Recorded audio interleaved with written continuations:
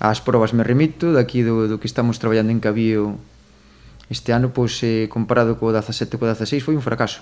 Eu só levaba anunciando un ano, porque cando foi do 16 e 17, eu estaba facendo mostreos mensuales por outro proxecto que había aí para Cabío, e eu estaba vendo que había material.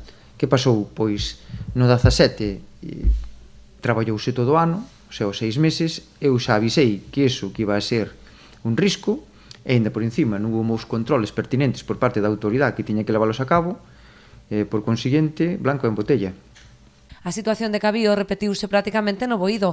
Nos lombos si se rexistrou algo máis de marisco, aínda que a produción continúa a baixa. En canto aos prezos, a cotización mantívose ata xaneiro, cando comezou a caer en picado. O precio ainda se vou mantendo para a parte de xaneiro fatal, o sea, estábamos a 4 vermellas e as 4 vermellas baixou de 6 euros, estaba a 5 e pouco, xa me dirás. E se ese é un xornal de virte con 8 kilos para terra e ganar 30 ou 40 euros, 10 en gasolina, 10 en seguridade social, quedanche 20 euros limpos.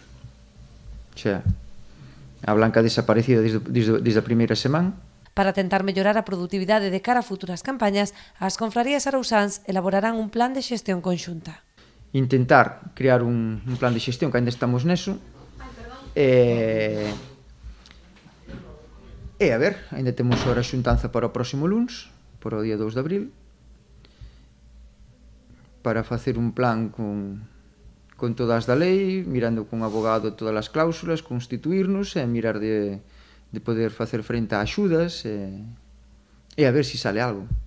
A Pobra, xunto con outros 7 pósitos, apostaba polo reparto das zonas de libre para convertelas en autorizacións. Sen embargo, a oposición de 3 confrarías motivou que, finalmente, se acordara a elaboración do plan conxunto no que comezarán a traballar a vindeira semana.